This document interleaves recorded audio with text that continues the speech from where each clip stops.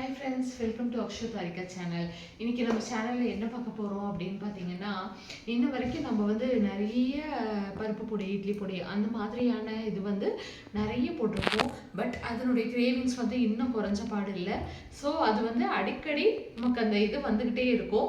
So ஒவ்வொரு தடவை அரைக்கும் போதும் டிஃப்ரெண்ட்டாக ட்ரை பண்ணி பார்க்கலாம் அப்படின்னு சொல்லிட்டு ஒரு மெனு. இன்றைக்கி பார்த்தீங்க அப்படின்னா ஒரு ஆந்திரா டிஷ். அது பேர் எனக்கு சரியாக தெரியல. ஆனால் அந்த பொடி ரொம்ப டேஸ்ட்டாக இருக்கும். அதை சாதத்துலேயும் நீங்கள் இட்லியில் எதுக்கு வேணால் யூஸ் பண்ணிக்கலாம். வாங்க எப்படி செய்யுதுங்கிறத பார்க்கலாம். ஒரு கப் அளவு நிலக்கடலை எடுத்திருக்கேன். இது பச்சைக்கடலை, அதனால் நல்லா வறுத்துட்டு தோல் நீக்கி வச்சுக்கணும். நல்லா வறுபட்டுருச்சு. இதை ஒரு பிளேட்டுக்கு மாற்றிட்டு தோல்லாம் உரித்து எடுத்துகிட்டு வந்துடுவோம். அடுத்ததாக 1/4 கப் அளவுக்கு கருப்பு உளுந்து போட்டிருக்கேன்.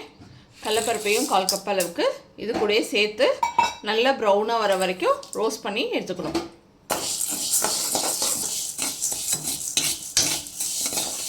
பருப்பெல்லாம் நல்லா கோல்டன் ப்ரௌன் வந்துடுச்சு. இதை அப்படியே எடுத்து ஒரு பாத்திரத்தில் கொட்டி வச்சுக்கலாம். நம்ம ரொம்ப நேரம் ப்ரிசர்வ் பண்ண போகிறதில்ல அப்படின்னா இதை ஆயில் போட்டு கூட வறுத்துக்கலாம். ஆனால் நாங்கள் ப்ரிசர்வ் பண்ண போகிறோம் அப்படிங்கிறதுனால நான் ட்ரை ரோஸ்ட் பண்ணியிருக்கேன். அடுத்ததாக ஒரு கையளவுக்கு கைப்பிடி ஒரு 10 to 12 வரமிளகா. இது காரமாக இருக்குது. வரமிளகா இப்படியே போட்டிருக்கேன். இதில் கொஞ்சமாக கட்டி பெருங்காயம் சேர்த்துருக்கேன். இதிலேயே கொஞ்சமாக மிளகு, 1 டீஸ்பூன் அளவுக்கு ஜீரகம் சேர்த்து நல்லா வறுத்துக்கலாம். இதிலேயே ஒரு 10 பல்லு அளவுக்கு பூண்டு, இது எல்லாத்தையும் போட்டு நல்லா ட்ரை ரோஸ்ட் பண்ணிக்கலாம். கொஞ்சம் கல்லுப்பு போட்டு நல்லா வறுத்துறேன். பூண்டை மட்டும் தனியாக எடுத்தாச்சு. ஃபஸ்ட்டு இந்த மிளகாய், பருப்பு எல்லாத்தையும் போட்டு அரைச்சி எடுத்துக்கணும்.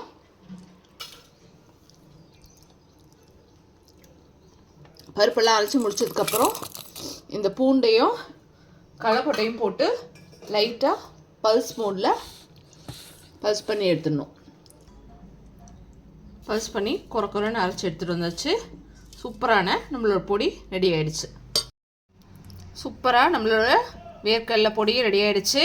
இது சாதம், இட்லி, தோசை எதுக்கு வேணால் வச்சு சாப்பிட்லாம். செம்ம டேஸ்ட்டாக இருக்கும். ட்ரை பண்ணி பார்த்துட்டு எப்படி இருக்குது அப்படிங்கிறத கமெண்ட்ஸில் சொல்லுங்கள். பாய்.